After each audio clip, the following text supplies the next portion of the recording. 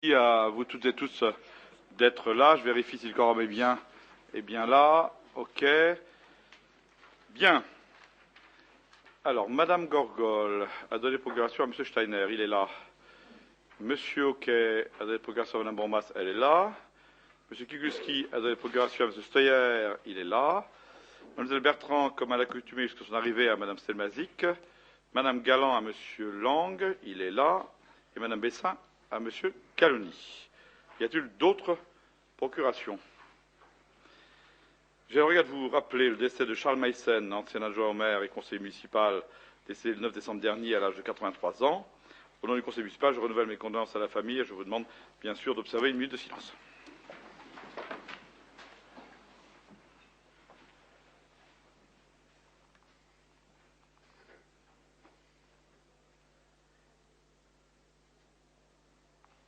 Merci beaucoup. En point divers, je répondrai en fin d'ordre du jour, bien sûr, à la question qui m'a été adressée par Mme Thierry-Joubert. Des remerciements, nous avons de M. Ziliox, directeur de Montec, pour les décorations mises en place sur l'ensemble de la ville. De Mme Myrène Schmitt, directrice de l'école maternelle du centre, pour les différentes interventions rapides des services techniques de la ville. M. Christophe Babst, au nom de l'église évangélique de Saint-Avold, pour les salles mises à leur disposition. Pour les subventions accordées, M. Lambroni, président du club handisport de Saint-Avold, pour l'organisation de Handicap Day 2009 ainsi que du label sportif de haut niveau.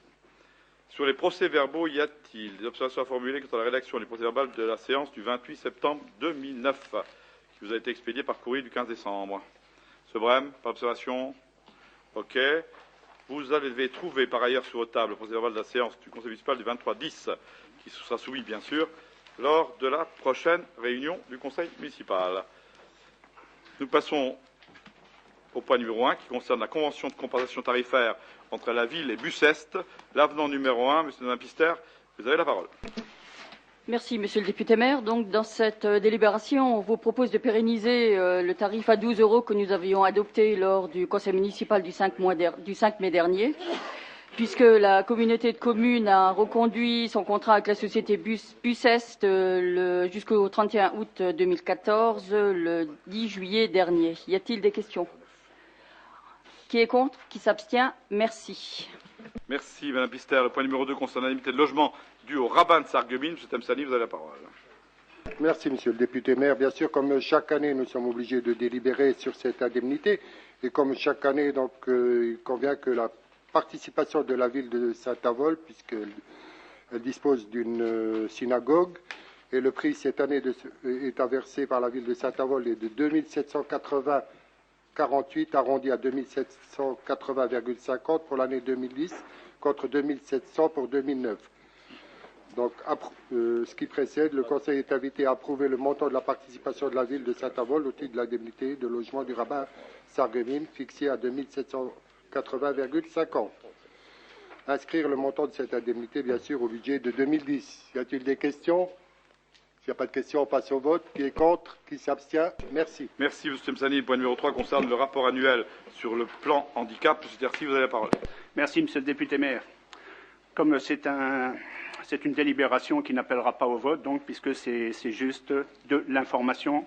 Donc, conformément aux dispositions de la loi 2005-102 du 11 février 2005 pour l'égalité des droits et des chances, participation à la citoyenneté des personnes handicapées, la Commission communale pour l'accessibilité aux personnes handicapées est tenue d'établir un rapport annuel. Ce rapport présenté aux membres de la Commission du plan handicap en date du 3 décembre 2009 sera transmis aux représentants de l'État dans le département, au président du Conseil général et au Conseil départemental consultatif des personnes handicapées.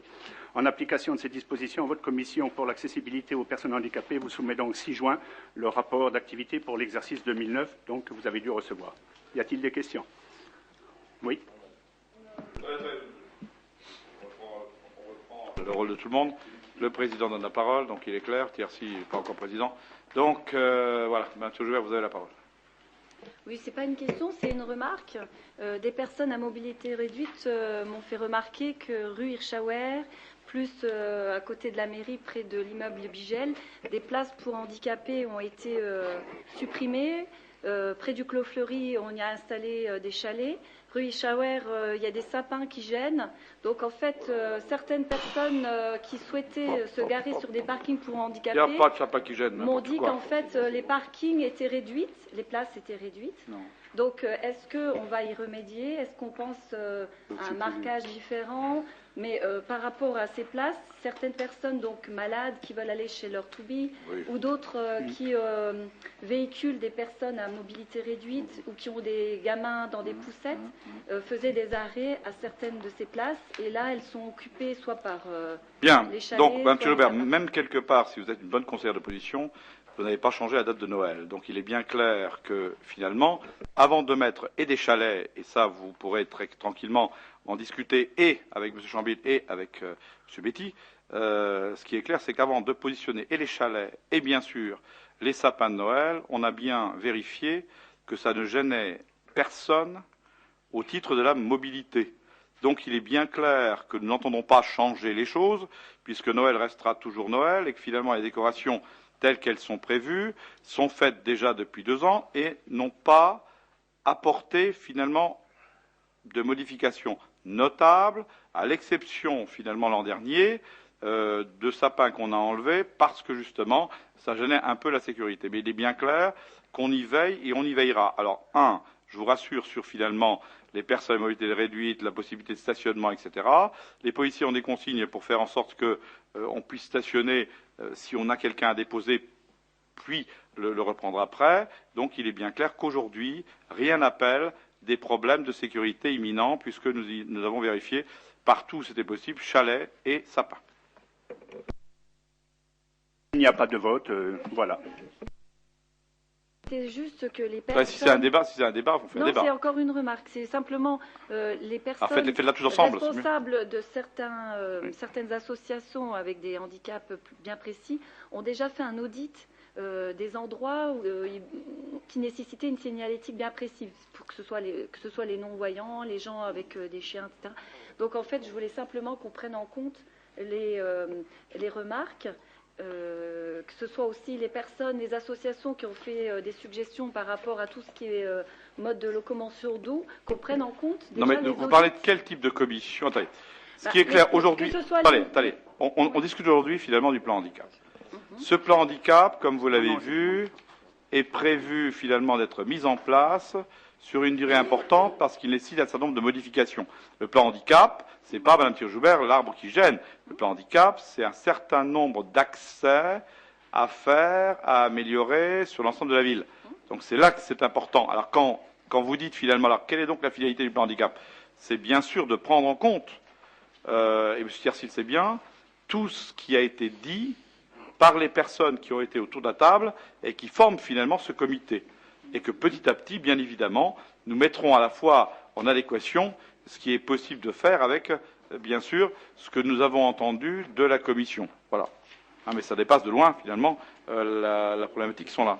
Puisque les membres de la Commission qui sont là, que ce soit Mme Lacava, que ce soit effectivement M. Muller, etc., tout le monde a donné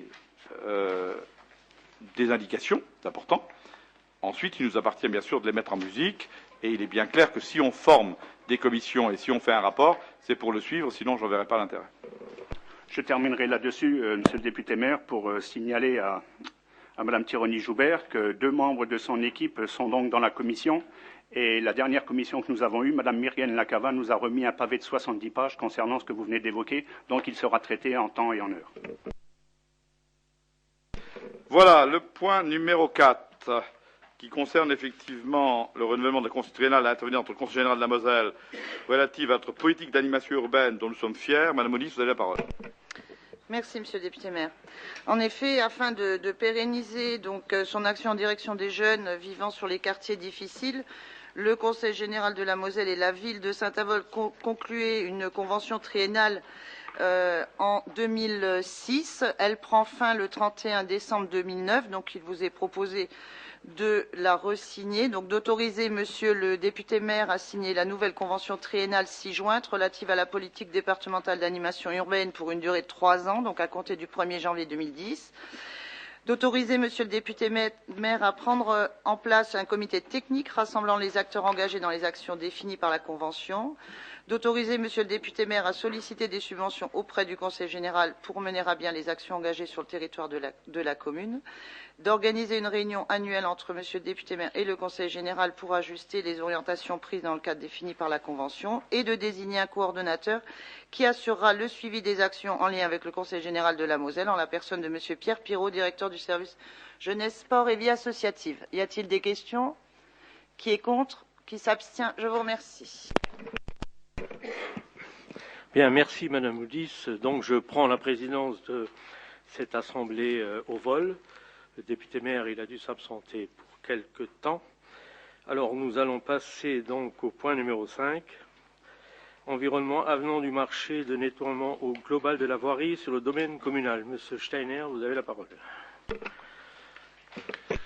Par délibération du Conseil municipal en date du 15 octobre 2007, point numéro 24, le marché de nettoiement global de la voirie sur le domaine communal était attribué à Cita-Lorraine. Le présent marché a été répertorié sur le numéro 11 518 du 25-10-07. Dans le cadre de ce marché, il fait référence dans la formule de révision des prix à l'indice, je vous fais grâce des indices, en fait c'est l'INSEE qui met en place un indice pour la révision des prix. Et l'indice qui figurait dans le contrat a été supprimé et remplacé par un autre. Voilà, c'est le seul changement qu'il y a. Pour information, cet indice, il est en fonction des coûts horaires des salaires et également du prix du gasoil et autres prestations, et autres valeurs qui peuvent jouer sur la prestation. Pour 2010, ça va changer avec une moins-value de 2 000 euros. Donc la révision des prix par rapport à 2009 est de moins de 2 000 euros. Donc les commissions concernées vous proposent d'autoriser Monsieur le député maire à signer l'avenant relatif au marché de nettoiement global de la voirie, ainsi que tous les documents y relatifs. Est-ce qu'il y a des questions? C'est vrai. Concernant ce problème de voirie, j'ai déjà eu l'occasion d'intervenir à maintes reprises. Je pense qu'on devrait faire ce nettoiement des voiries nous-mêmes. Parce que, vu l'ampleur du marché, qu'on peut pas toujours contrôler, je pense qu'il n'est pas toujours contrôlable, hein, parce que des fois, on voit, il passe 5 fois dans un endroit, jamais dans l'autre, ou une fois, et ainsi de suite. Je pense qu'il faudrait qu'on fasse une étude pour qu'on organise ce marché nous-mêmes, et je pense qu'on ferait de sérieuses économies. C'est votre opinion, monsieur, vous avez le droit de l'avoir. Je n'ai pas de réponse particulière, si ce n'est que pour le contrôle, sachez que le contrôle est bien fait. Il est bien fait par nos services et par les services de Cita-Lorraine. En plus du contrôle visuel, on sait exactement où ils passent et à quelle heure ils sont passés par un contrôle par GPS. Donc on sait dans quelle rue ils étaient et à quelle heure ils étaient. Puis il y a une histoire de coût aussi, hein, en finalité, il faut le savoir. Parole. Donc, est-ce qu'il y a d'autres questions? S'il n'y a pas de questions, on passe au vote. Qui est contre? Qui s'abstient? Merci. Merci, monsieur. Alors, donc, le point numéro 6, programme de voirie 2009, désignation des titulaires des marchés. Monsieur Chambil, vous avez la parole. Merci. Un avis d'appel public à la concurrence aux organes de presse en date du 2 juillet 2009 a été lancé en vue de réaliser les travaux de programme de voirie. La commission d'appel d'offres, réunie le 19 août 2009, a retenu 12 candidats. Par courrier en date du 28 septembre 2009... Monsieur Chambil, s'il vous plaît, rapprochez-vous du micro, on ne vous entend pas. Merci. Personne. Ok. La commission d'appel d'offres, réunie le 16 novembre 2009 et le 10 décembre 2009, a décidé d'attribuer les marchés suivants. Pour le lot 1, concernant la rue de France à Jeanne d'Arc, c'est l'entreprise Colas qui est la mieux disante pour 30 608,68 € TTC. Le lot 3, pour la rue Joffre, l'entreprise Bâti TP est la mieux disante pour un montant de 58 192,82 € TTC. Le lot numéro 5, la rue de Montréal, c'est l'entreprise Colas Est qui est la moins disante pour un montant de 62 424,32 € TTC. Le lot numéro 7, la rue Valentin Médecinger, c'est l'entreprise Colas Est qui est la mieux disante pour 29 857,42 € TTC. D'autre part, concernant les lots numéro 2, rue de Duttweiler, numéro 4, rue Mangin, numéro 6, rue Poncelet, la commission d'appel d'offres a décidé de ne pas donner suite à ces lots. Par conséquent, votre Assemblée est appelée ce jour à autoriser Monsieur le député maire à comparaître à la signature des marchés avec les entreprises retenues par la commission d'appel d'offres pour chacun des lots énumérés ci-dessus, étant entendu que les crédits nécessaires ont été inscrits au budget primitif 2009. Y a-t-il des questions? Pour quelle raison la commission d'appel d'offres n'a-t-elle pas donné suite à ces lots? Et est-ce qu'un nouvel appel d'offres va être reformulé? Si oui, quand? La commission d'appel d'offres a jugé les 3 lots infructueux pour chaque lot pour une certaine raison, à savoir la rue Poncelet. Nous avons eu une entrevue avec les gens de la rue Poncelet et il y aura des travaux complémentaires des aménagements complémentaires qui vont être réalisés, donc le descriptif va changer. La rue Mangin, on prolongera, on n'avait pas l'intention de faire l'ensemble de la rue Mangin, on va faire l'ensemble de la rue Mangin, donc le descriptif va changer. Et en ce qui concerne la rue de Duttweiler, compte tenu de son état, nous sommes obligés de faire des travaux plus importants au niveau des soubassements de la rue, donc le descriptif va changer. Voilà.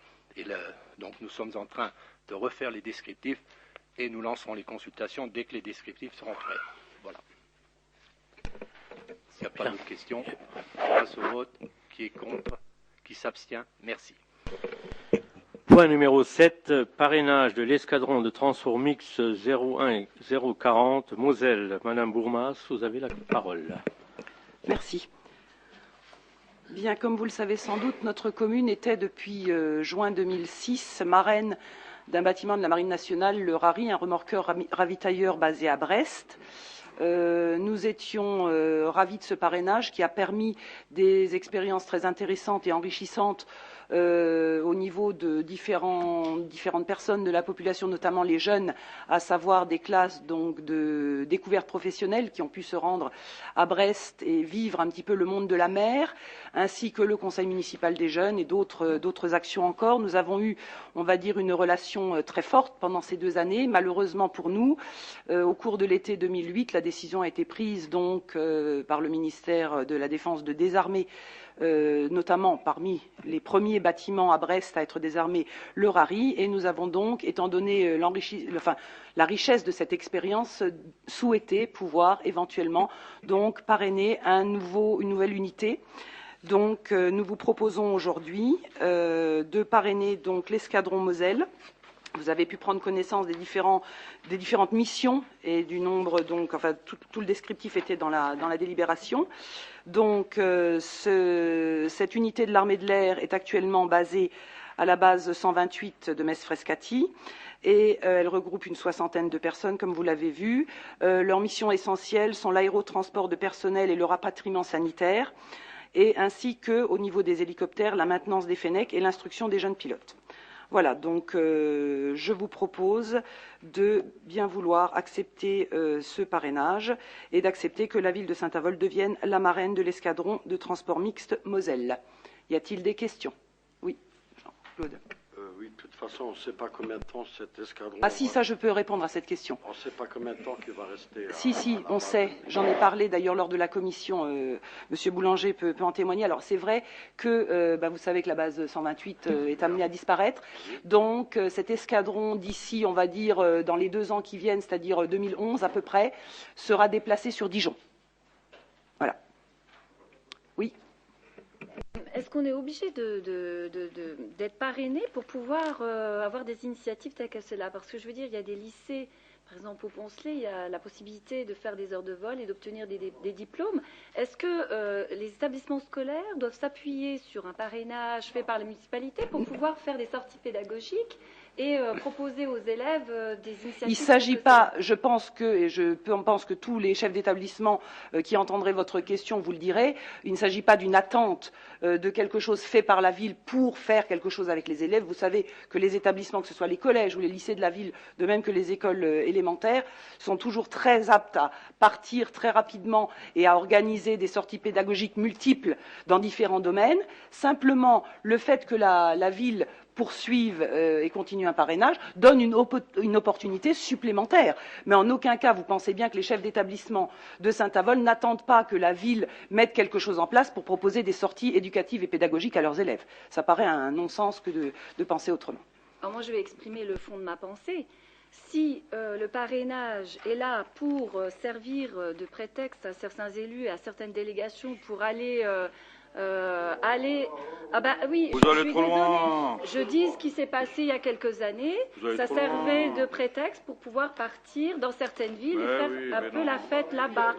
Donc voilà. Non mais, si, Joubert, je si crois le quelque part. bénéfice, c'est pour les élèves. C'est Pas bien. qu'avant de critiquer, Si M. maintenant Joubert. c'est pour que les élus ou certains Non. adultes puissent Madame aller faire Joubert, la sauf fête, votre respect. je Sauf veux dire, votre respect. À ce moment-là, je suis pas d'accord. Alors, Voilà. je Parce vais qu'on est essayer. en période de crise, on est en période Alors je vais de essayer, restriction, Madame Joubert, et, je vais essayer quelque part le peu d'argent qui que vous ne reste dans soyez les pas caisses, critique, si c'est pour aller faire bêtement la fête, critique. ça m'intéresse pas. Moi. Madame Joubert, est-ce que je peux finalement vous dire pourquoi vous n'avez pas à être bêtement critique?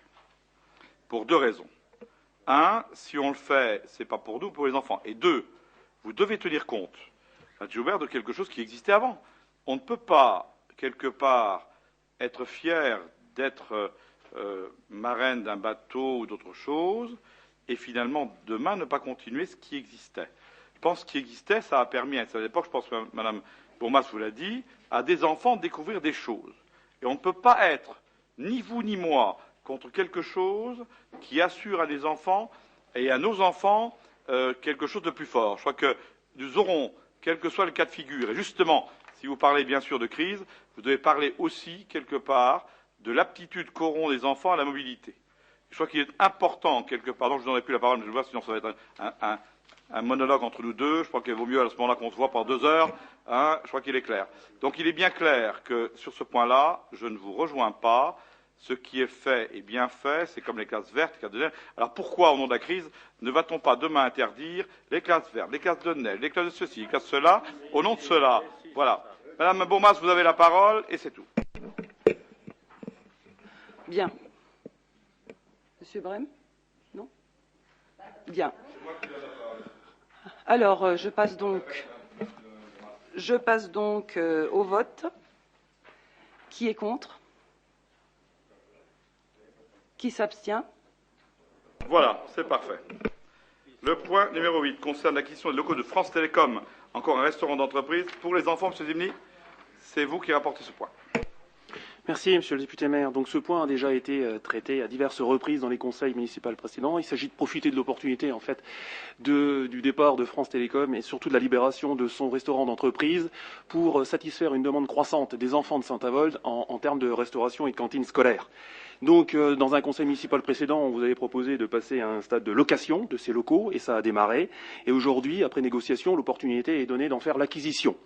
Donc, l'acte de vente a été confié, enfin la vente, mandat a été confié à l'Européenne de l'immobilier, représentée par Grégory Bigel, pour vendre ces locaux, pour la somme de 215 000 €, auxquels se rajoutent des frais d'honoraires de 5 000 € qui sont à la charge de l'acquéreur. Alors, en tenant compte des décisions du conseil municipal précédent et notamment du bail de location qui prévoit que, au titre des travaux de rénovation engagés par le repreneur et en cas de vente aux locataires, eh bien, il y aura une réduction équivalente de la valeur du loyer payé entre le 20 octobre 2009 et le 31 janvier 2010 d'une somme de 3 266,66 € hors taxe sur le prix de vente. Donc, il vous est proposé aujourd'hui tout simplement de faire l'acquisition, donc par la ville, de ce restaurant, de ce local, dont la surface fait 407 mètres carrés, avec une partie qui sont des locaux communs au rez-de-chaussée, au premier étage, et l'essentiel des locaux se situant au deuxième étage. Donc d'accepter le prix de vente fixé à 215 000 €. Ce prix de vente ainsi que la procédure a été validée par un courrier par France Domaine. De défalquer bien entendu la somme que je viens d'évoquer, ce coup-ci de 3 906,93 €, mais TTC, la somme que j'évoquais précédemment était hors taxe, donc au titre des travaux de rénovation engagés par la ville, de sorte que le prix de vente définitif est fixé à 211 093,07 €. Donc d'attribuer la somme de 5 000 € d'honoraires à Bigel et bien sûr d'autoriser le député maire à signer tous les documents administratifs relatifs à cette vente, étant entendu que la somme est disponible au budget primitif à la section de l'investissement. Voilà. Y a-t-il des questions? Avant de questionner par rapport à ce point, je tiens à dire que si vous aviez accepté que les échanges puissent se faire entre Mme Bourmas, qui a lu la délibération, et les personnes de notre groupe, à ce moment-là, on aurait peut-être voté autrement. Mais si systématiquement vous faites de la censure et si systématiquement vous ne permettez pas qu'il y ait un échange... Vous prenez vos responsabilités, Mme Joubert. Les échanges se font en commission, je l'ai respecté. C'est le fonctionnement. Si Mme Bourmas avait pu argumenter, oui. Si elle avait pu donner un petit peu plus de réponses par non. rapport aux remarques qu'on faisait... C'est un prétexte. Par rapport à l'intérêt pédagogique, on avait maintenant vous en trouvez. Tiens, oui. D'abord vous le critiquez, vous en trouvez. Il faut savoir ce que vous en faites. Vous avez voté contre, ça veut dire que vous avez fait échouer le projet. Oui. Alors prenez-le pour vous. En tout cas, il est bien clair. Moi, j'acte simplement que l'opposition, aujourd'hui, a fait échouer le projet. Et si vous ne savez pas prendre vos responsabilités, Madame Joubert, si vous ne savez pas, je regrette, il y a des commissions, je regrette encore, Monsieur Joubert, il y a des commissions et un système de travail. Aujourd'hui, vous avez pris, aujourd'hui, Madame Thierry Joubert, aujourd'hui, votre groupe a pris, Madame Joubert, avec effectivement l'effronterie qui vous caractérise. Ce qui est bien clair, c'est que votre groupe a pris aujourd'hui acte du fait que nous mettons fin au parrainage du fait du vote de l'opposition. C'est clair et c'est acté. Et c'est acté. Et c'est acté. Donc, voilà. Voilà. Donc, au moins quand vous critiquez, sachez assumer les conséquences. Sachez, Madame Thierry Joubert, assumer les conséquences de vos actes. Ça commence par là. Ça commence par là. Madame, ça commence par là.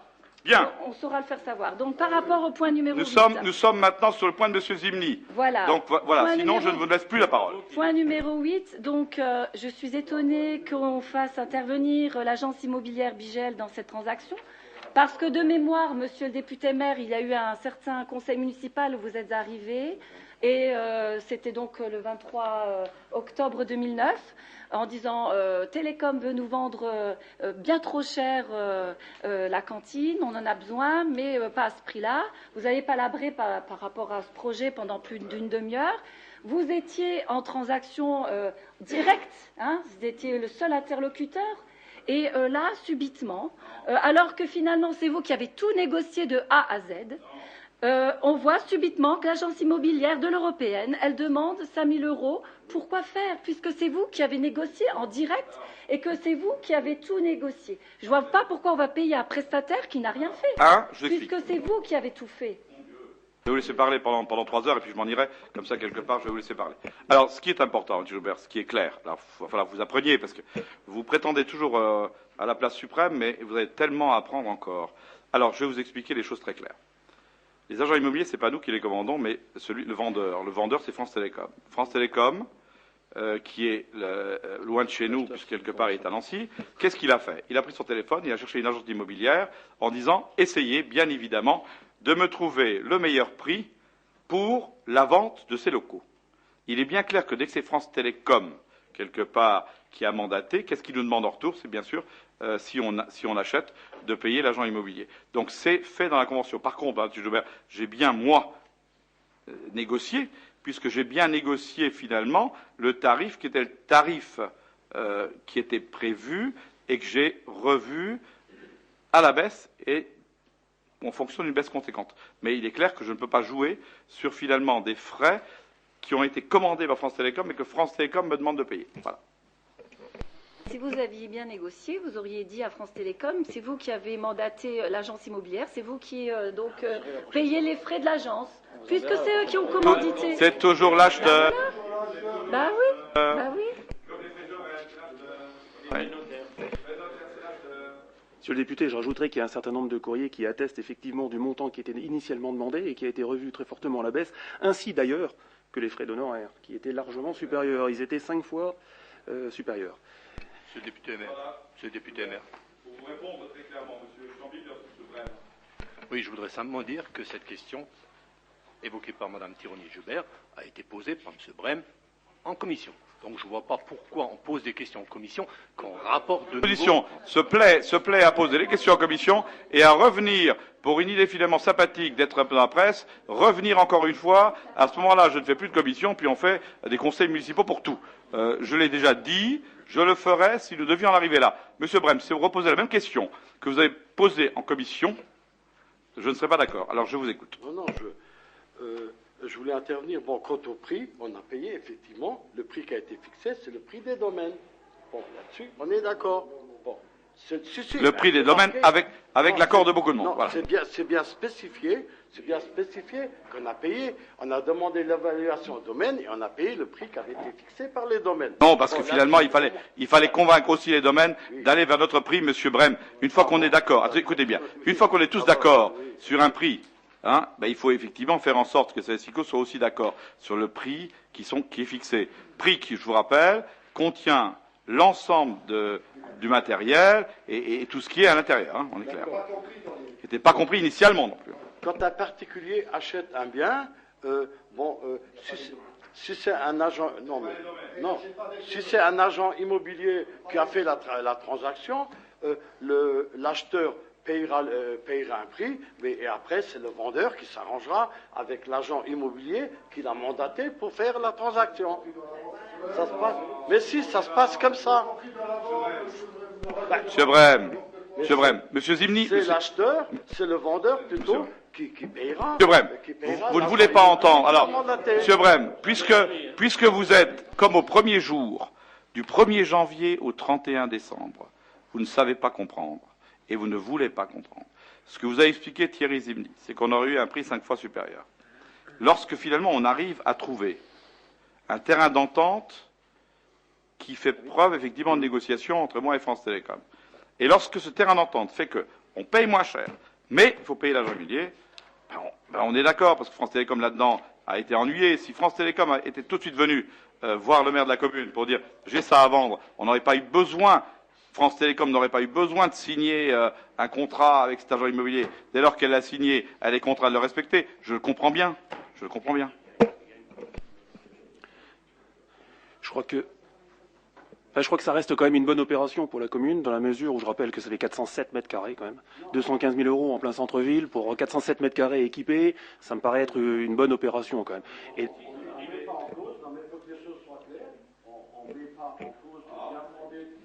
chercher quand même la petite bête. Même chercher la petite bête.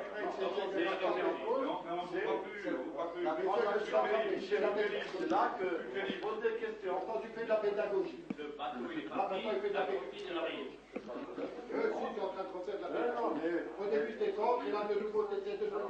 Bon.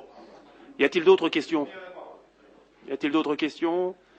Donc qui s'oppose à cet achat? Qui s'abstient? Merci.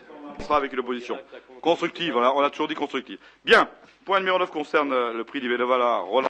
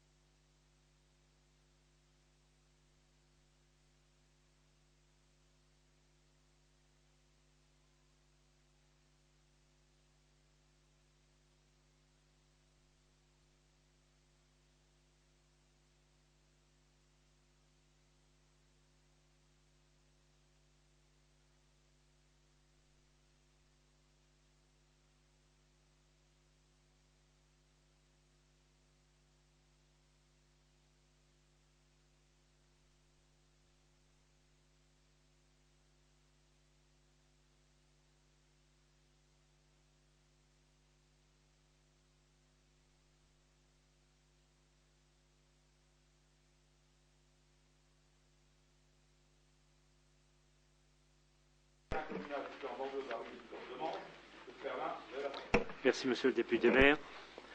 La commune de Saint-Avold dispose d'un terrain à bâtir de 2943 mètres carrés en bordure de la rue Victor-Demange, à l'arrière de la basilique, qu'elle envisage de vendre en vue d'y édifier une maison d'habitation.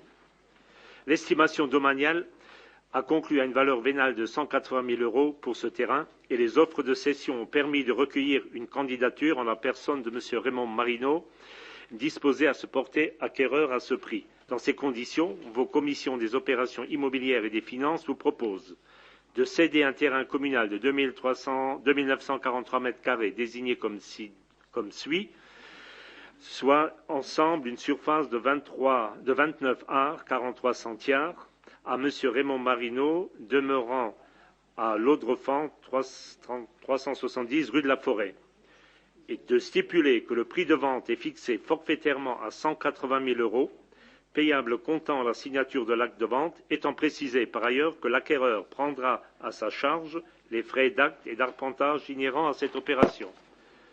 Donc, s'ensuivent un certain nombre de conditions de vente auxquelles l'acquéreur devra se soumettre, notamment respecter le règlement du PLU de la ville de Saint-Avold, signer l'acte de vente au plus tard le 15 avril 2010, débuter les travaux au plus tard dans les 24 mois à compter de la signature de l'acte de vente et achever la construction dans un délai de 4 ans à compter de cette même date. De requérir l'inscription au livre foncier d'un droit à la résolution au profit de la ville de Saint-Avold en cas d'inobservation de l'une ou l'autre des clauses de l'acte à intervenir en exécution de la présente délibération. De demander que le taux des dommages et intérêts forfaitaires imposés à l'acquéreur en cas de résolution de la vente pour inexécution des charges soit porté à 10% du prix de cession. Enfin, d'insérer dans l'acte de vente une clause au terme de laquelle l'acquéreur accepte toutes les contraintes et servitudes liées à la constructibilité du terrain cédé de quelque nature qu'elle puisse être. Et à ce titre, il lui est notamment recommandé de réaliser des sondages de sol compte tenu de la présence par le passé de bâtiments militaires démolis entre-temps. C'était la caserne Hamon. Enfin, d'autoriser M. le député maire à signer l'acte de vente, à intervenir et à céder le premier rang des inscriptions à faire figurer au livre foncier par la présente délibération, pour le cas où un organisme financier venait demander cette cession de rang au titre du financement de l'opération. Y a-t-il des questions? Oui, on est en train de vendre petit à petit des terrains dans une zone, des terrains constructibles pour des particuliers. Non, pour des particuliers dans une zone qui était prévue pour faire autre chose. Bon, il y a déjà l'UIT, il y a qui était prévu plutôt pour recevoir des activités artisanales ou bien d'autres activités. Bon, alors là, on vend à des particuliers. Bon, alors quand on voit déjà le prix de vente, hein, là aussi c'est vraiment un prix minimum, c'est vraiment un prix plancher. Bon, alors que c'est déjà le deuxième terrain qu'on vend dans ce secteur, c'est le deuxième. Et bon, où les gens ne sont pas dans un lotissement, où ils ont une superbe vue, hein, on leur vend ça à des prix. Alors, bon, on s'interroge sur ces ventes, hein, parce que on vend, je pense pas qu'on vende à des gens qui ont un travail normal, bon, qui sont pas des gens qui sont pas aisés, non, qui sont pas aisés. Hein, on vend pas à ce type de personnes. Alors on s'interroge. Jean-Claude, il faudra arrêter à un moment donné. Non. J'ai beaucoup de respect pour vous. Il faut arrêter de dire quelque part deux choses. Un, on ne brade jamais quelque part les terrains de la commune, comme vous écrivez quelque part dans d'autres discours. C'est faux. Deuxièmement, on a vendu ces terrains-là parce qu'il ne nous paraissait pas, quelque part, que nous ayons des projets d'extension à court terme. Le seul projet d'extension que nous avons, c'est le centre d'appel que nous souhaitons finalement étendre. Là, nous avons suffisamment de terrain pour le faire, et il nous apparaissait aujourd'hui, à l'heure où nous avons quand même, sur l'intercommunalité, des terrains à Valmont. On commence le composite park à Porcelette, avec effectivement des terrains au Grunoff. Il nous reste un peu de terrain à l'aéroport, il nous reste des terrains à Foch. Il faut être clair aussi avec nous-mêmes. faire de l'artisanal et du commercial aujourd'hui, c'est important. Alors nous avons l'IUT, à côté on a le centre d'appel, et il nous apparaissait intéressant de pouvoir vendre ces deux terrains-là dont nous n'avions pas à court terme, effectivement, l'utilisation. Je vous rappellerai simplement, M. Brenne, des choses que vous ne pouvez pas ignorer, c'est que nous avons quand même des défis à recouvrer. Le premier défi, c'est évidemment Ardent-du-Pic. Si on a besoin de terrain demain, on a Ardent-du-Pic. On a le commissariat à mettre derrière la maison du département. On a des terrains pour ce que nous voulons faire. Ce n'est pas la peine de garder des terrains pour dans 20 ans, sachant que nous n'avons pas de projet. Dès lors que nous n'avons pas de projet, nous les vendons à des gens qui sont capables effectivement de l'acheter à des prix qui sont ceux des domaines. Vous l'avez fixé hier. Le domaine, c'est le domaine. Alors s'il n'y avait pas, M.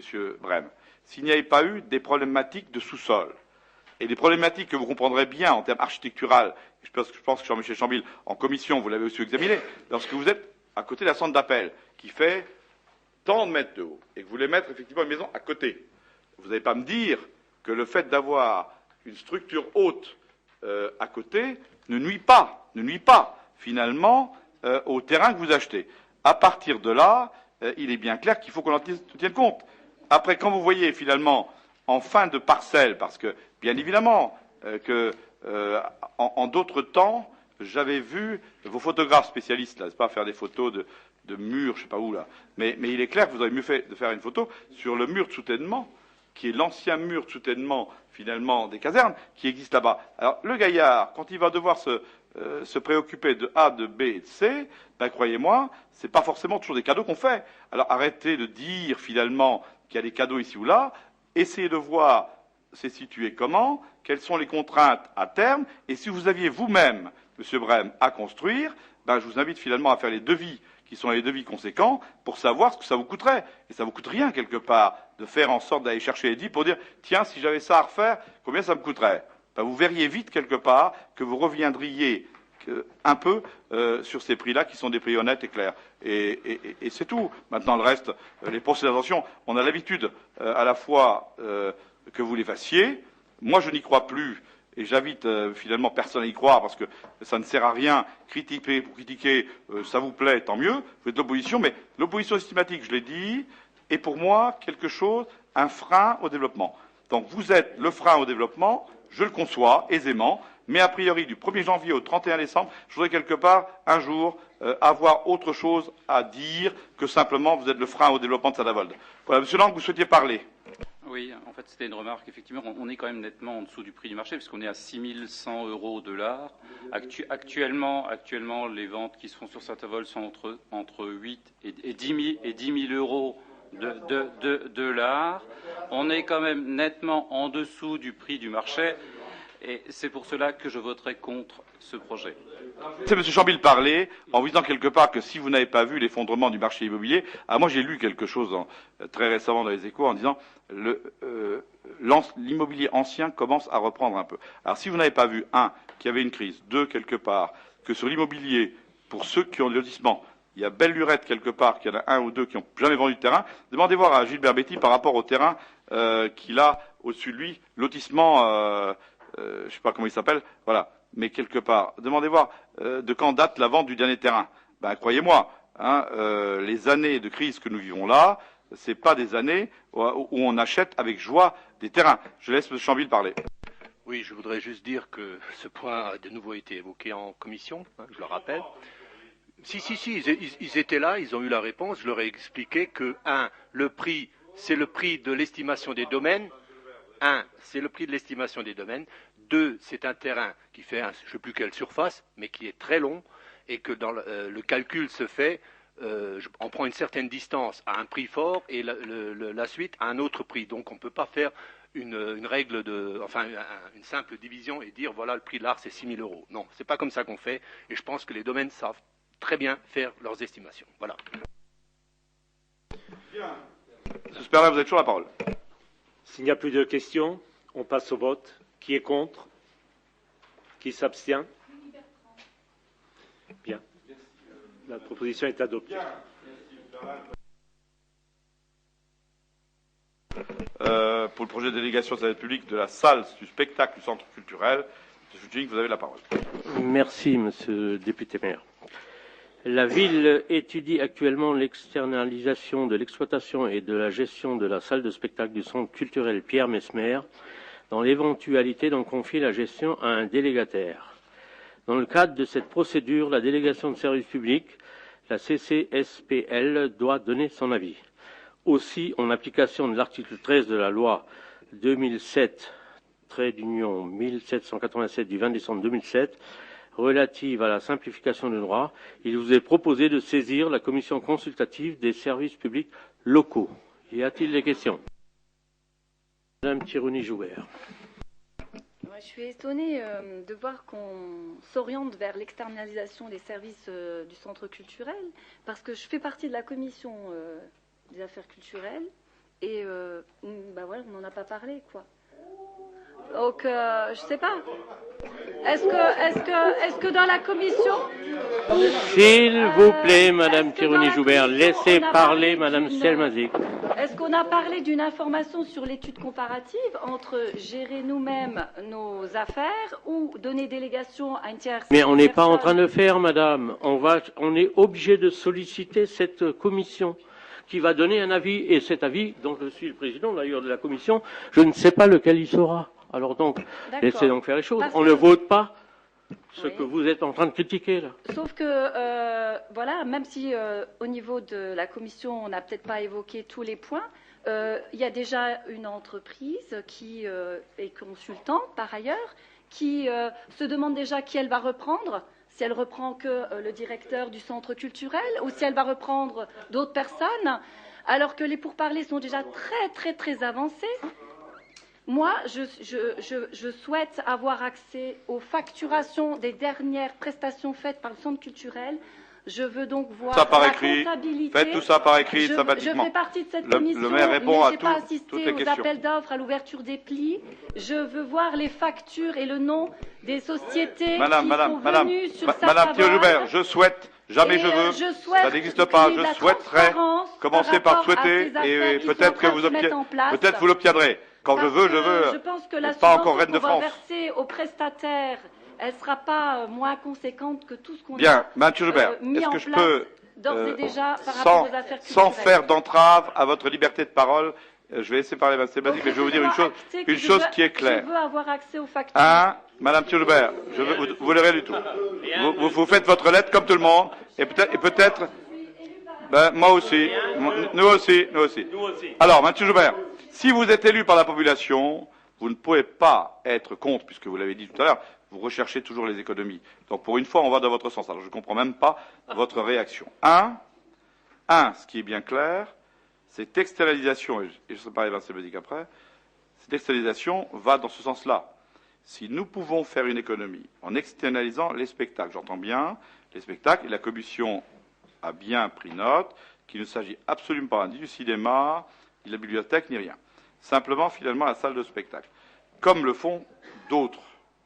Si, à l'issue du cahier des charges qui sera fait, il nous arrive une offre qui nous font gagner un peu d'argent, on ira peut-être vers cette offre-là. S'il n'arrive pas d'offre qui nous fait gagner de l'argent, nous laisserons les choses en l'état, sachant quelque part qu'il n'y a, et on l'a vu finalement dans l'ensemble effectivement des choses, ni problématique pour le personnel, qui resteront finalement à la ville, sauf volontariat de mise à disposition ou autre. Donc il est bien clair qu'on avance dans ce domaine avec prudence, mais aussi avec raison. Donc il est clair que ça va dans le sens finalement des économies, si tant est que la consultation nous apporte l'économie. Madame Selmazik, je vous en prie. Alors moi je voulais vous... Oui. Voilà. Donc moi je voulais dire que en ce qui concerne la commission, ça fait maintenant un bon moment que je ne vois personne de l'opposition. Ça c'est sûr. On travaille dans la transparence. Vous y êtes, Monsieur Boulanger y est. Je ne fais rien sans être transparente. J'aime bien que les choses soient claires. Les gens qui me connaissent savent que c'est vrai. Je fais très attention aux deniers publics. Je peux vous dire que les gens qui nous ont contactés sont très professionnels. Ils ont un cahier des charges que je connais, que j'ai lu. Ils expliquent comment ils veulent procéder. On essaie de faire au mieux, c'est-à-dire que si on s'aperçoit que ça ramène rien à la ville, on fera rien. Mais si on peut gagner quelque chose, l'intérêt c'est de gagner quelque chose, surtout à cette période de crise. Les gens pour l'instant nous ont demandé des documents à n'en plus finir.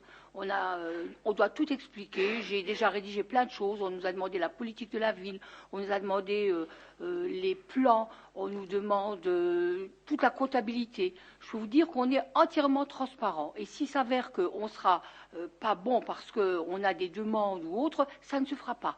Mais les gens qui sont en train de nous demander des documents sont vraiment des professionnels. Et ça, je vous le dis. Monsieur Brem, je vous en prie, vous avez demandé la parole. Monsieur Lang, ensuite.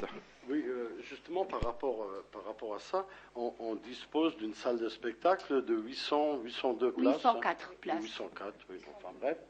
Bon, il y a une autre... on a fait... il y a un appel d'offres qui a été commandité au mois de juillet pour l'agrandissement de la salle, pour aller vers 2000 places. Cet appel d'offres, le dernier délai, c'était le 15 septembre à 11h, si je ne me plante pas. Hein, c'était ces eaux-là. Bon, là non plus, on ne sait pas... On ne sait pas ce que ça donne. Il y a eu... Ça donne, parce que quelque part, moi, je suis a priori outré de voir que votre conseiller général ami ne vous donne pas d'informations sur ce qui se passe au conseil général de la Moselle. Alors, vous devez le savoir, M. Brem, que quelque part, le conseil général de la Moselle a changé sa politique envers les communes de plus de 15 000 habitants. Ça veut dire que nous devons négocier directement avec le président du conseil général la façon dont il nous donne les subventions, chose que nous sommes en train de faire. Ils ont changé la donne. Dans le temps, n'est-ce pas, nous avions effectivement la PDAU qui faisait que quelque part nous avions une somme que nous dispatchions sur 3 ans comme on le voulait. Maintenant, c'est fini. Les communes phares comme les nôtres doivent discuter directement avec le président du conseil général sur les priorités données et sur l'argent qu'il nous donne. Bien évidemment qu'il y a toujours dans la programmation la salle de spectacle, mais il y a aussi la piscine, la salle de spectacle, il y a aussi les archives, il y a aussi d'autres choses. Pour l'instant, on n'a pas de réponse du président du conseil général sur ce qu'il va nous donner en termes de subventions. Voilà la réponse à votre question. Mais rien n'est abandonné. Ni l'idée de faire un jour une salle départementale. Mais ça n'a rien à voir avec le fait de gérer. Voilà. Mais en admettant, Monsieur Brem, en admettant 2 minutes qu'en 2010, le président du Conseil général nous dise banco, je vous donnerai un peu de sous pour agrandir. Mais le temps que ça se mette en route, le temps qu'on le fasse vraiment, vous n'êtes pas sans savoir, Monsieur Brem, vous, que tout est quelque chose qui se passera dans 4 ans, dans 5 ans, dans 6 ans. C'est pas aujourd'hui. Si on doit agrandir la salle, ça va pas être demain matin. Les délais de travaux, les délais de machin, etc. Allez, 5 ans. Si le président du Conseil général dit banco en 2010, nous inaugurerons en 2015. Voilà. On n'y sera plus. C'est tout. Monsieur Lang souhaitait avoir la parole. Oui, c'était une question à Mme Stelmazik. Y a-t-il eu un appel d'offres pour cette délégation de service public? Monsieur, on va seulement à la consultation de la commission. Mais non, mais Mme Stelmazik ne va pas vous répondre. Il n'y a pas eu d'appel d'offres. Je demande s'il y a eu un appel d'offres. Mais non, non. Il y a un candidat. Donc comment ça se fait qu'il y a un candidat? C'est quand même bizarre qu'il y ait un candidat alors qu'il Alors, n'y a pas eu d'appel d'offres. Attendez, on va chercher les choses. Un candidat qui n'a pas eu d'appel d'offres. Le candidat vous demande plein de. Vous mélangez tout. Attendez, Monsieur Lang. Attendez. Je vais vous expliquer les choses claires. Il n'y a pas des candidats n'importe comment. D'abord, alors j'explique. Avant que nous puissions faire quoi que ce soit, il faut quelqu'un qui nous rédige le cahier des charges. La rédaction du cahier des charges. Nous ne sommes pas en capacité, nous, de rédiger le cahier des charges pour l'appel d'offres. Ça veut dire qu'après les avis concordants de tout le monde, nous donnerons finalement quitus à cette personne de faire le travail et de préparer le cahier des charges. Cahier des charges qui va être lancé par appel d'offres. Appel d'offres, la commission d'appel d'offres ouvrira comme à l'accoutumée tous les offres, et quand effectivement les offres seront ouvertes, nous regarderons avec la commission des finances si ça fait gagner de l'argent ou perdre de l'argent. Et à partir de là, nous donnerons suite ou nous ne donnerons pas suite. Voilà exactement comment les choses se font.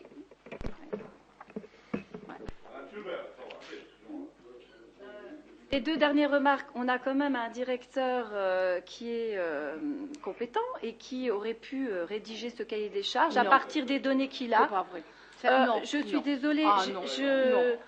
Ça, c'est ce qu'on me demande pour justement faire cet appel d'offres. Il faut qu'on soit dans les clous au niveau juridique. Alors, je suis désolée, mon directeur, il est très compétent. mais c'est pas un juriste. Il faut tout ça. Tout ça, un il me demande. cabinet de consultants Bon. et les consultants, c'est pas des juristes pour autant. Ah Mais bon. si, là Bon, j'ai les... on va trop vite. Autre remarque, La c'est par première rapport chose- au CHSCT. Je non. voudrais savoir si le Pas vrai. CHSCT qui donne quitus par rapport au centre culturel, c'est le Le même... CTP est compétent. Donc Voilà. vous racontez Parce des que je bêtises, souhaiterais le comme saisir toujours. par rapport à des dysfonctionnements qui ont lieu et qui... Le CTP a été peuvent consulté. entraîner de graves problèmes de sécurité au CAC. Madame Turber, alors vous confondez le CTP et le CHSCT. Alors le CTP, avec ses représentants, a été consulté tout récemment parce que je le présidais, je peux le dire. Et aujourd'hui, c'est vous, conseillers municipaux, qui êtes consultés pour nous permettre, bien évidemment, de réunir la commission consultative qui a été mise en place à cet effet. Et Moi, je seulement parle de la- après, les choses iront tranquillement et posément. Et c'est pas la peine de mettre la charrue avant les bœufs. On ne vend ni le centre culturel, ni rien, et on le fait en concordance et avec le personnel et avec tous ceux qui vous sont chers. Bernard Joubert, croyez-le-moi. Moi, j'appelle votre attention sur un problème de sécurité des locaux. Donc, je tiens à dire que je souhaite que la commission qui s'occupe de tout ce qui est sécurité, je souhaite la saisir pour lui dénoncer plusieurs dysfonctionnements graves. Voilà. On dit, est-ce qu'on veut réunir la commission consultative ou pas? Aujourd'hui, on ne dit pas, je veux saisir, je voudrais bien que... Elle donnera... Quand vous savez, un jour voilà. vous saisirez, mais pour l'instant, c'est Elle pas le donne cas. un avis. Elle le donnera, je ne sais pas lequel il sera. Et Monsieur Tlemceni, vous n'avez pas la parole. S'il vous plaît. Yaya, tais-toi. Bon, alors, voilà, moi je vous pose la question, donc nous vous demandons de saisir la commission consultative des services publics locaux, sans quoi, sans l'avis de celui-là, il n'y a rien qui se fera. Voilà, c'est tout. Il le faut. Alors, qui est-ce qui est contre? Je passe au vote. Voilà, ben, vous êtes contre, ben, c'est bien. Comme toujours, d'ailleurs. Qui est-ce qui s'abstient? Merci. Merci. Le point numéro 12 concerne l'attribution, comme généralement, de la médaille de la ville. Madame Sudakop, tu as la parole. Merci, Monsieur le maire. Par délibération des 14 décembre 51 et 7 avril 54, le conseil municipal instituait la médaille de la ville pour rendre un hommage municipal au profit des personnes qui se sont illustrées par des mérites particuliers à l'égard de la ville. C'est ainsi qu'aujourd'hui, j'ai le plaisir de proposer à votre Assemblée l'attribution de cette distinction à Denis Schall, qui œuvre activement au sein de l'association du Père Braun, Michel Tonoli, ancien légionnaire ayant combattu en Indochine et en Algérie, Céline Épinger, plus jeune porte-drapeau de France, Alexandre Morella, ancien journaliste du Républicain Lorrain, Helmut Gédro, conducteur exemplaire qui a fait plus de 2 millions de kilomètres sans accident, le docteur Thierry Pauss, médecin généraliste bénévole à la maison Relais Jeanne d'Acier, Raymond Puziac, ancien président des donneurs de sang de la section Jeanne d'Arc, les époux Julien Lelon et Irène Young qui ont fêté leur noces de diamant, Fernand Bordin pour sa bravoure ayant sauvé 5 personnes de la noyade en 1947, André Gilly pour ses nombreuses activités patriotiques, l'accueil des scolaires, le musée, etc. et Laurent Bérard, président de Radio Saint-Nabord. Y a-t-il des questions? Vas-y, pose ta question. Bon, effectivement, comme chaque année, on n'a pas été consulté, sur l'attribution de cette médaille. Bon, à partir de là, on ne participera pas au vote. Bon, hein. Absolument votre droit. Donc on passe au vote. Y a-t-il contre? Abstention? Merci, Madame Kopp.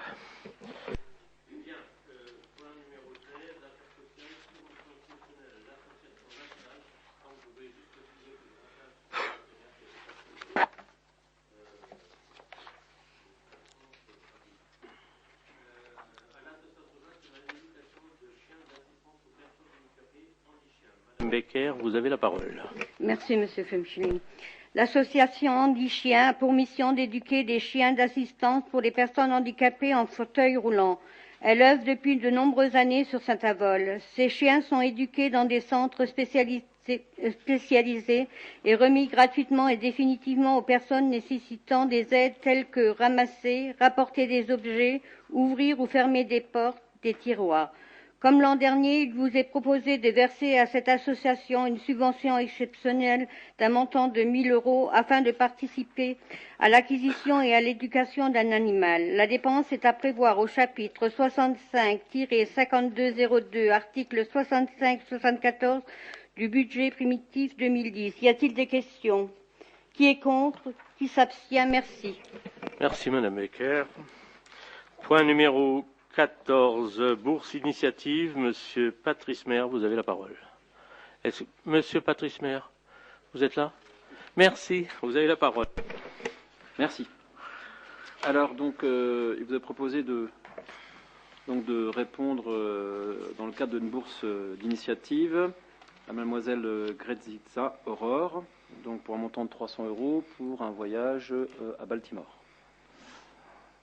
Voilà, donc y a-t-il des questions? Donc c'est un voyage. Si, Baltimore, donc c'est enseigner, promouvoir la langue. Voilà, y a-t-il des questions? Monsieur Brem. C'était surtout pour faire un rapprochement, d'après ce qu'on avait discuté à la commission de la vie associative, entre Saint-Avold et Fayetteville, là, pour parler... On parle de Baltimore, je ne sais pas ce que ça a à voir avec Fayetteville, mais enfin bon, il parlait de Baltimore. C'est Baltimore. Bon, c'est pas la même chose. C'est pas le même dossier, je pense. Hein. Ah, c'est pas la même? Ah, d'accord, oui, mais il n'y en a qu'un, là. Ah, d'accord. On avait présenté un, et ça, c'est le deuxième. Ok, le troisième, autant. comme on n'a pas la subvention extérieure, on l'a pas Voilà. Monsieur Maire, vous avez la parole. Merci, donc on vote. Qui est contre? Qui s'abstient? Merci. Merci, Monsieur Maire.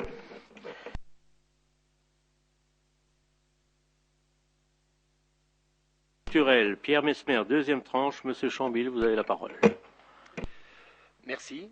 Par délibération en date du 8 octobre 1998, point numéro 11, la commune avait retenu l'opportunité de créer par le biais de la rue de l'Oratoire une liaison routière entre l'avenue Clémenceau et le champ de foire. Le récent achèvement des travaux de la voie de liaison, donc une nouvelle voie de liaison, entre le giratoire de Cora et le parking de la piscine, nous impose d'étudier les conditions de réalisation de cette liaison et notamment le flux de circulation. Dans un premier temps, on réalisera une aire de retournement. Compte tenu de ce qui précède, vos commissions des travaux et des finances vous proposent de lancer toutes les études liées à ce projet, d'autoriser le député maire à lancer la procédure de marché public adéquate à ce projet et enfin d'inscrire les crédits nécessaires à l'opération au budget primitif 2010. Y a-t-il des questions? Oui, il y a quand même certaines contradictions dans la délibération. Bon. On veut faire une voie de liaison via la rue de l'Oratoire pour rejoindre après le rond-point, le nouveau rond-point qui a été fait sur... Bon. Et en même temps, alors on parle d'arrêter la route et de faire un aire de retournement juste à la fin de la rue de l'Oratoire, au lieu de faire une liaison directe. Hein, ce qui reviendrait peut-être moins cher aussi, par souci d'économie, hein, on ne serait pas obligé de faire une aire de retournement.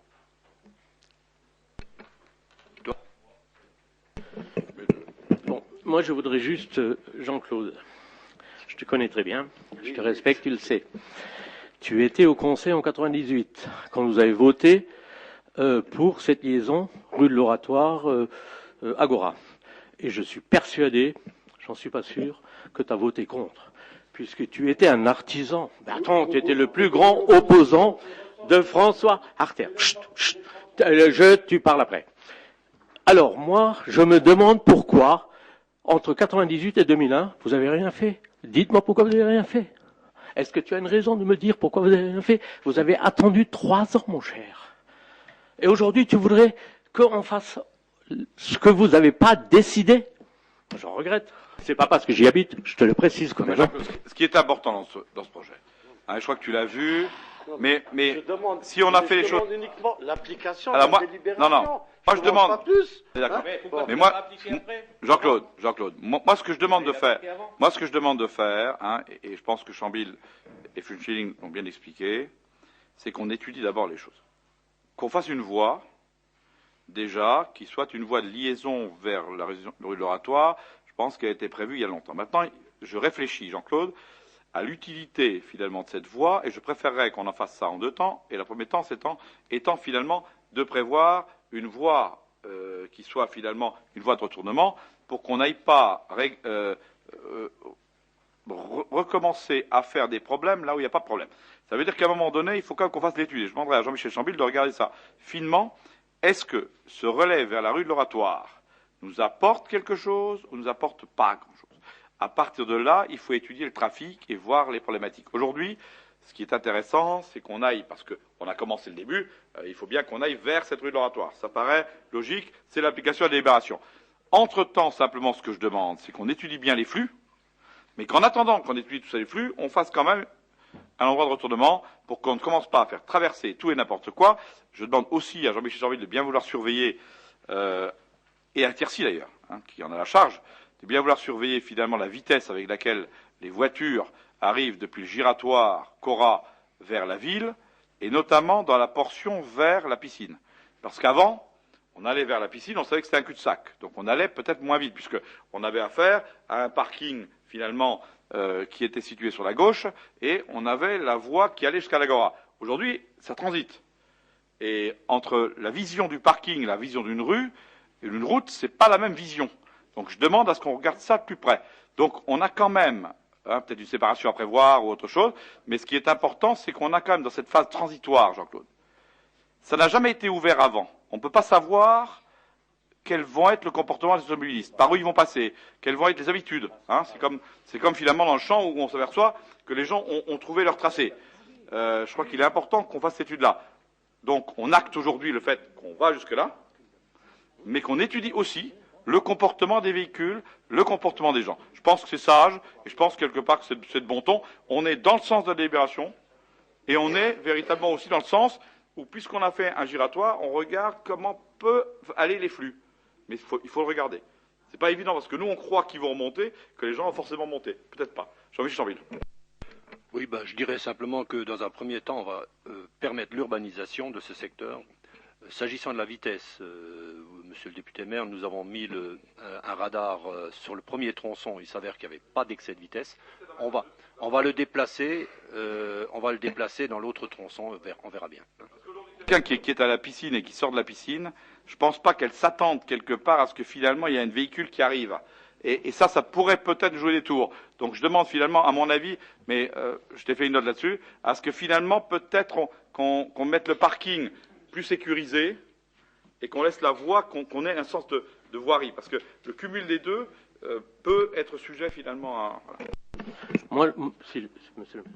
Moi, je déplore juste que le reproche que tu fais, c'est que vous n'avez pas pris la responsabilité de faire l'étude à l'époque. Mais vous avez été... Mais attends, Jean-Claude, 3 ans. Non, mais ça, c'est foutre de la gueule du monde, ça. Arrête, tu le sais très bien. En plus, t'étais contre. T'étais même pas pour. Arrête tes conneries. Et t'étais le plus grand opposant à François Arter, bordel. Arrête maintenant. Allez, arrêtez de faire le mariole devant les journalistes. Là. Qui a la parole? Monsieur Chambil a la parole. Monsieur Chambil a toujours la parole. On va pas faire comme l'Assemblée nationale maintenant. Allez. On passe au vote. On va être calme. Monsieur Chambil, vous avez la parole. Allez. Je passe au vote. Qui est contre? Qui s'abstient? Merci. Merci. Le point numéro 16 concerne l'utilisation du secteur de champ de foire. Monsieur Taillère, vous avez la parole. Merci, monsieur le député maire. Le projet de liaison routière entre l'avenue Clémenceau et les champs de foire permettant d'envisager l'ouverture à l'urbanisation de ce secteur sans passer par une procédure préalable de lotissement.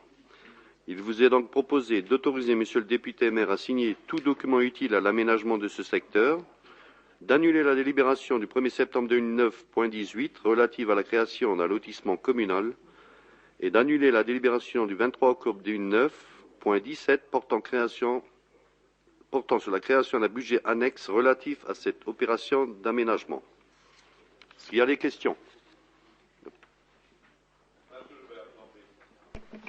Oui, par rapport au point précédent, je voulais dire Ah non, qu'en non, fait, quand précédent, il est passé. Non, non, non. Quand on souhaite urbaniser, il faut se poser les bonnes questions et c'est sûr que les riverains, les particuliers... Raccrochez-vous sur ce point-là, alors.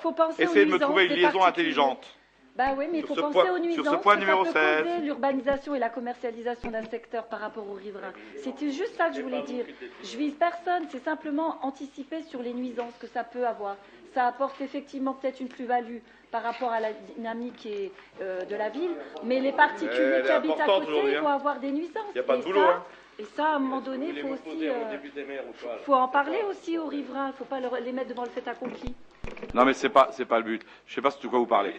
Ce qui est clair, c'est que lorsque quelque part nous avons décidé qu'il y avait, lorsque finalement Cora s'est posé là, on savait tous qu'il fallait urbaniser ce secteur-là, qui était un secteur d'avenir pour nous. Je ne vois pas pourquoi on s'en priverait. Je ne vois pas pourquoi on se priverait, même si finalement il y a suppression de taxe professionnelle. Je ne vois pas pourquoi finalement on se priverait d'une attractivité naturelle de notre territoire, parce qu'au niveau de l'emploi, c'est important pour nous. Donc il est clair que l'urbanisation qui est proposée, c'est bien l'urbanisation qui est là jusqu'à la limite que nous avons effectivement vue, et nous veillerons à ce qu'il n'y ait pas de nuisance, parce que nous ne sommes pas là pour créer des problèmes, mais pour les régler. Je vous le redis, Madame Thierry-Joubert, il n'est pas dans mes habitudes, ni dans celles de mes adjoints et mes conseillers municipaux, de faire des problèmes. L'idée, c'est que nous puissions les régler, mais en conscience, avec effectivement l'assentiment de chacun, et en ne fonçant pas directement dans les choses que nous ne connaissons pas. Aujourd'hui, je le répète, nous avons un giratoire Agora qui vient de s'ouvrir. Nous ne connaissons pas, et nous étudions seulement maintenant, le comportement des conducteurs par rapport à, et je pense qu'il nous faut un peu de temps pour voir comment les choses se passent. C'est tout. Monsieur. Donc, concernant le point 16, nous passons au vote. Qui est contre? Qui s'abstient? Merci. Nous passons au point numéro 17, qui concerne bien sûr la cession de ces fameux terrains. Monsieur Chambil, vous avez la parole. Merci, monsieur le député maire. La commune de Saint-Avold envisage de réaliser donc la voie d'accès aux terrains Chromacavise afin de les mettre en vente. Ces terrains ont une emprise foncière d'environ 13 000 m² à détacher des parcelles d'origine cadastrée. Donc c'est la section 32 de la Chromacavise et vous avez les numéros de parcelles ainsi que les surfaces. La surface exacte sera déterminée après arpentage.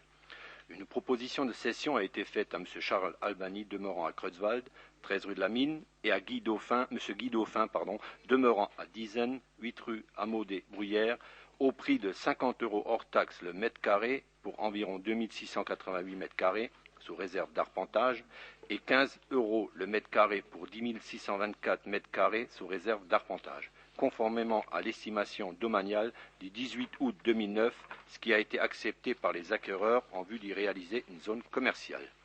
En conséquence, vos commissions des opérations immobilières et des finances vous demandent d'homologuer cet accord et de décider de céder à M. Charles Albani et à M. Guy Dauphin ou toute autre personne qui lui plairait de se substituer, dans laquelle M. Albani et M. Dauphin seront associés, une emprise foncière d'environ 13 000 m² à détacher donc des parcelles que vous avez sous les yeux. Les acquéreurs acceptent d'ores et déjà que cette surface varie à la baisse d'un cinquième maximum en fonction des autorisations administratives qui seront délivrées préalablement à la réitération des présentes. La différence de surface devant correspondre à la réalisation de la route ou au respect du passage de la Rosselle.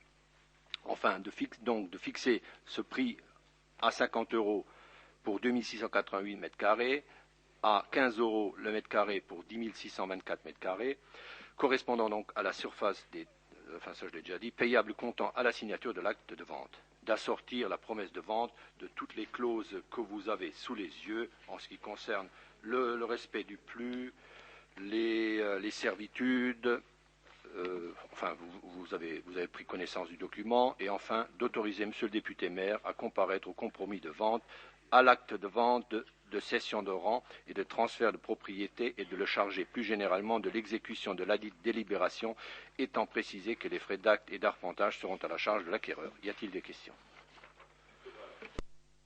Oui, effectivement, concernant M.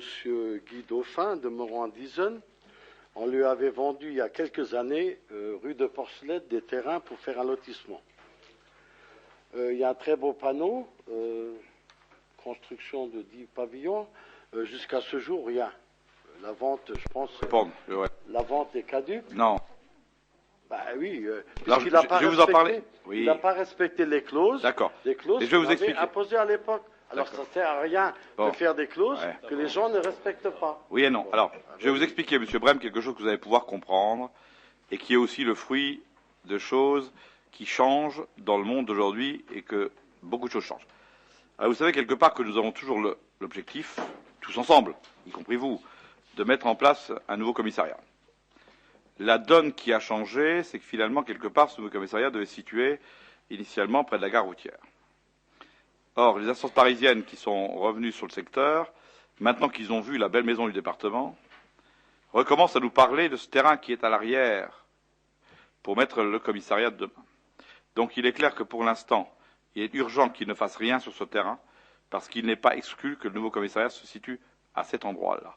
Alors dès lors, bien sûr, que nous serons, parce qu'on est en train de ferrailler avec le ministère de l'Intérieur, de faire partie d'une programmation officielle cette fois, pour la rénovation et la reconstruction de ce commissariat, qui sera sans doute dans ce secteur-là. Donc, finalement, on a souhaité qu'il ne se hâte pas trop vite, jusqu'à ce que finalement nous puissions trouver une solution sur l'idée de la construction, de la reconstruction finalement de notre commissariat à l'arrière de la maison du département, à proximité des impôts, parce que même le centre des impôts, avec la trésorerie, envisage de tout regrouper.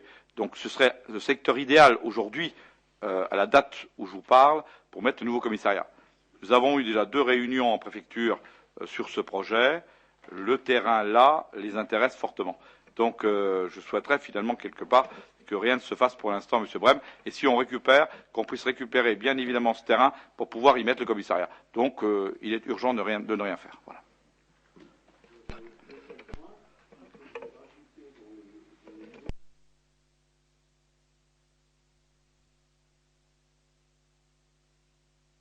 Qui figurera dans l'acte et qui consiste à implanter une zone commerciale, de marquer uniquement une zone commerciale. Ah oui, parce que autrement on laisse la porte ouverte à autre chose. Commercial, ça veut dire ce que ça veut dire. Je pense qu'avec le peu de terrain qu'on a et le nombre de demandes de gens qui veulent être près du Cora, je pense qu'on n'aura pas de problème commercialement parlant. Il y a à mon avis pas de danger. Et toujours est-il qu'on peut toujours retoquer les choses au permis. Vendre de terrain, c'est une chose, le permis, c'est encore une autre. Donc je pense qu'on a encore un moyen, nous, de bouger, c'est sur le permis si les choses ne nous plaisent pas. Donc, je pense que les commissions sont relativement attentives. On verrouille aussi au niveau du PLU, du classement de la zone. On ne peut pas faire de l'habitation puisque c'est classé en zone d'activité commerciale. Bon. Non, mais ça passera forcément devant le Conseil. Oui, bien sûr. Mais vous serez là, on en discutera alors. Moi j'ai terminé. S'il n'y a pas d'autres.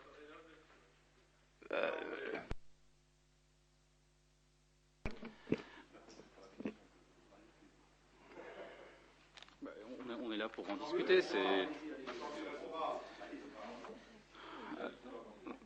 Ma question concerne ce terrain. Ce terrain, c'est le même terrain. Ça correspond à la délibération précédente. La délibération précédente, on construit une impasse qui ne sert à rien pour nous aujourd'hui, puisqu'a priori vous allez mettre des barrières au fond et une aire de retournement. Je ne comprends pas trop. Pourquoi n'avez-vous pas choisi l'optique? Puisque vous vendez ces terrains, le pétitionnaire fait de ces terrains ce qu'il veut, il construit la route. Pourquoi nous, ville, devons construire la route à un privé? Pourquoi? Pourquoi, M. Lang? Alors pourquoi? Je vais vous répondre gentiment. Votre collègue Brem aurait pu vous répondre. Parce que la décision a été prise à l'époque d'en faire une voie d'accès qui relierait le giratoire Cora.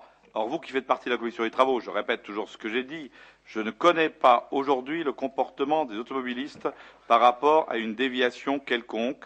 Vont-ils prendre plutôt la route par la rue de l'Oratoire ou vont-ils plutôt prendre la route par finalement la piscine? Je n'en sais rien à l'heure actuelle. C'est pas la question. Pourquoi nous, ville, devons construire cette route? Albanie parce n'a qu'à la construire parce pour que cette route faire n'est son pas lotissement. parce que cette route n'est pas d'intérêt uniquement pour ce lotissement.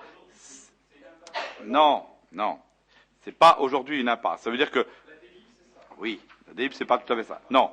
La délib, elle est finalement faite pour qu'on ait le temps d'étudier le comportement des automobilistes. Alors, quand vous ne voulez pas comprendre, cela vous ne voulez pas comprendre, c'est votre problème. En tout cas, ce que j'ai bien écrit, c'est la chose suivante. Première chose, on a un giratoire Cora. On a un comportement des automobilistes qu'on ne connaît pas, et on a quelque part aujourd'hui une vente de terrain pour finalement des bouclards qu'on ne connaît pas non plus. Donc, dans l'incertitude générale, on ne va quand même pas commencer à faire des choses qui, quelque part, sont préjudiciables aux uns ou aux autres. Donc, on attend les choses. Cette route, de toute façon, est d'intérêt communal principalement, puisque c'est finalement une déviation qui va partir du giratoire pour aller d'un côté comme de l'autre. Ce que je veux étudier aujourd'hui, c'est le comportement des automobilistes pour être sûr, effectivement, de notre coup, parce que peut-être que ces automobilistes-là ne prendront pas ce chemin-là. Peut-être quelque part que ce sera plutôt des chemins à pied pour aller vers le Cora ou en vélo ou autre chose. C'est pas, faut pas oublier. C'est pas ma question. Si, c'est votre question. Pourquoi le lotisseur ne fait pas cette route? Donc je répète, cette route est d'intérêt communal pur, parce qu'elle est inscrite en délibération depuis 98. Voilà. Pourquoi? C'est pas autre chose. Et en plus, elle ne desservira pas que ces terrains. Il faut qu'elle desserve tous les terrains qui vont jusqu'au centre aéré d'Oderfan. Voilà. Sur ce, je pose ma question. Qui est contre? Qui s'abstient? Merci. En point divers, je réponds à la question orale que pose Thierry Joubert et qui est la suivante. Dans le cadre des prochaines élections régionales, un ministre, 2 secrétaires d'État de la majorité UMP, je rajouterai tout récemment le président du Constitutionnel, ont traversé notre ville au pas de charge. Bon, non, je pense pas. Malheureusement, il n'avait rien à proposer aux Naboriens, bon, si ce n'est que de voter UMP dans les prochaines élections régionales. Bon. Par contre, en tant que député maire UMP, vous avez, avec votre majorité municipale, financé sur le compte des contribuables naboriens les frais de réception de ces personnes en campagne électorale. Quelle a été la nature des dépenses engagées ainsi que leur montant? Dans le cadre d'une véritable transparence, nous exigeons que les factures soient présentées aux élus lors du Conseil du 21 décembre 2009. Voici ma réponse, M. Joubert. Vous m'avez interrogé sur la venue récente des membres du gouvernement dans notre cité. Sur l'opportunité, je vais vous répondre que M. Darcos et Hirsch, comme Mme Amara, ne sont pas venus pour une simple visite de courtoisie. Leur venue faisait suite à des sollicitations entreprises en amont sur des questions de fond. Je veux notamment parler des problèmes posés par le régime de retraite des mineurs et plus précisément des injustices qu'ils génèrent. De plus, j'ai pu interpeller Fadela Amara, puis Martin Hirsch, sur l'insuffisance des fonds débloqués en matière de politique de la ville, dans la mesure où le CUX n'a pu mener à terme l'intégralité des projets. L'intégralité, Monsieur Melcher, vous corrigez. Je pense que c'est en se signalant qu'on obtient des réponses. L'utilité de ces visites ministérielles va de soi. Il faut qu'ils voient et connaissent les difficultés de la Moselle sur ce terrain. Je l'ai dit encore ce matin au président du Conseil constitutionnel, ce qui est important, c'est qu'il faut que les ministres connaissent cette Moselle-Est. On a trop longtemps dit que Paris nous ignorait. Il est important qu'on leur fasse connaître à la fois le désarroi de nos populations. J'ajoute qu'il s'agit de membres du gouvernement en exercice, du gouvernement de la France, de tous les Français, dont 2, je le précise, M. Joubert, sont issus d'une politique d'ouverture et n'appartiennent donc pas à la majorité présidentielle. Pour ma part, M. Joubert, je ne suis pas en campagne, pas plus qu'eux d'ailleurs. Il n'est donc nul besoin de me taxer de quelconque manœuvre partisane. J'agis pour Saint-Avold et sa région. Et je ne pense pas que les euros dépensés sont peu de choses. Je pense que les euros dépensés sont peu de choses au regard des défis et des enjeux que le contexte économique et social nous impose de relever aujourd'hui. Et il nous faut gérer avec l'appui du gouvernement. En 2 mots, M. Joubert, si on ne fait pas connaître Saint-Avold, on ne pourra rien attendre de personne. Ce qui est important aujourd'hui, et vous avez bien compris la manœuvre, mais vous l'interprétez toujours à votre façon sympathique, symbolique, mais très inefficace, c'est qu'aujourd'hui, quelque part, les membres du gouvernement viennent reconnaître la Moselle-Est.